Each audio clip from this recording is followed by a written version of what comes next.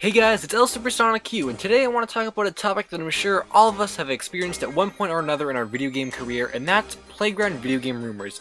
I was kind of disappointed to not be able to find a more personalized video talking about this subject on YouTube, so I thought I'd take the time to talk about it myself. Playground video game rumors are essentially fake cheats, hints, unlockables, or anything else like that about a particular game passed around the playground from kid to kid, or something your friends would tell you they knew back in the day when you were too naive to know better. I'd like to share some of the most creative, bizarre, and straight-up crazy rumors I've heard about video games I've played from back when I was growing up. I grew up with a GameCube and GBA, so that's where most of these fake rumors originate from, and of course the internet was not as accessible to us kids in the early to mid 2000s as it is nowadays, and even if it was, we didn't know how to use it to tell us what was in a game or not. First up is Pokemon. Back when I was in elementary school, almost everyone was playing Pokemon on the GBA. It took me a couple years to get into Pokemon because at the time I was still playing Sonic and hadn't dove into Nintendo's first-party games yet, but once I did, there were a few Pokemon I absolutely wanted to have. Deoxys and Ho were among those Pokemon, and of course they're only obtainable through a Nintendo event. I didn't really know what that meant, so I thought it meant an in-game event. Someone insisted that if you hook a wireless adapter to the back of your GBA and went to the mystery gift, and rapidly hit the A button once on the screen, you would unlock the ticket or whatever you needed to get the Pokemon. Of course, that didn't work, but I remember thinking that maybe the person told me the wrong button and they really meant the B button or something, so I tried all the buttons and just nothing was working. This was obviously fake. Not so much playground rumors, but when I would have my dad print out Emerald version sheets for me, I would often find beat the Elite Four 4 times thing, do this and that, and then you'll have the desired Pokemon that you want. I think I misread 4 5 times as 45, so I actually tried to get through the Elite Four that many times, but only made it to like 30 or so before I gave up. Or maybe I just smartened up. I even remember trying to type in action replay codes into the Pokemart linked together with all survey because I didn't know what action replays were at the time, and this cheat used numbers, not letters, so I thought it had to be right. Of course, with the way the survey is set up, I didn't get very far before knowing this was wrong too. Next is Super Smash Bros. Melee. Melee was a pretty hot game back when I was in elementary school. I remember we always used to play it at birthday parties and such.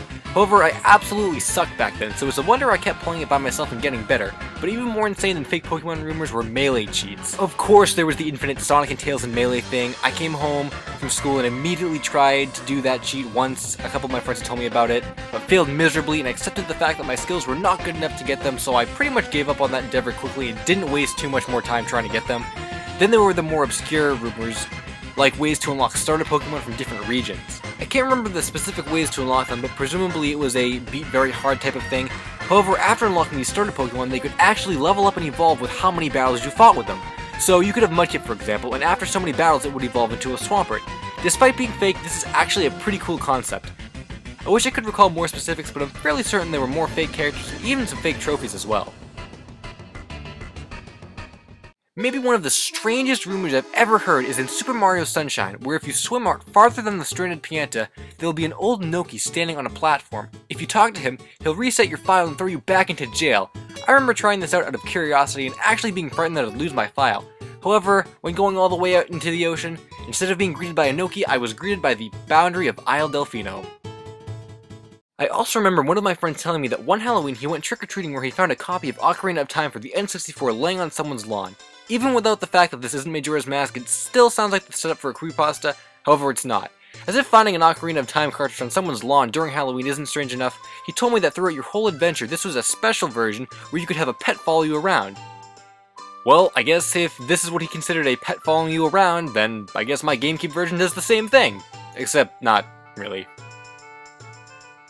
And finally, we finished with some Animal Crossing. I think the rumors to this game were more fabrications or exaggerations of what actually happened in the game, but before I owned a copy, people who had it were telling me that neighbors could get into fistfights, Copper actually did police patrols, there were boos from Luigi's Mansion in the game, and the ever-wonderful fake Tom Nook codes, and a bunch of other things that simply were not in the game.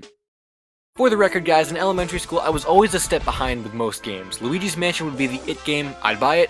Pikmin 2 comes out, I'd buy Pikmin 2, everyone's playing Diamond and Pearl. So then I bought Emerald version and didn't care about keeping up with the newest games. These fake rumors about video games are great examples of how trust and manipulation come into play with video games of our youth. Why were your friends compulsive liars and flat out told you that Sonic and Tails were in Melee and that they had unlocked them? It was probably to seem cool, and even after trying it for yourself and seeing it didn't work, they'd simply tell you that you were doing it wrong. Or perhaps that's just the way things were back then. A video game was just a video game, with no internet, no hacks, no knowledge of what was in it.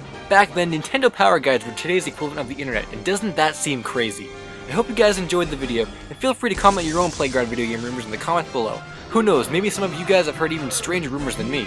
That's all for this time. I'm LSuperSonicQ, and until the next video, Finn.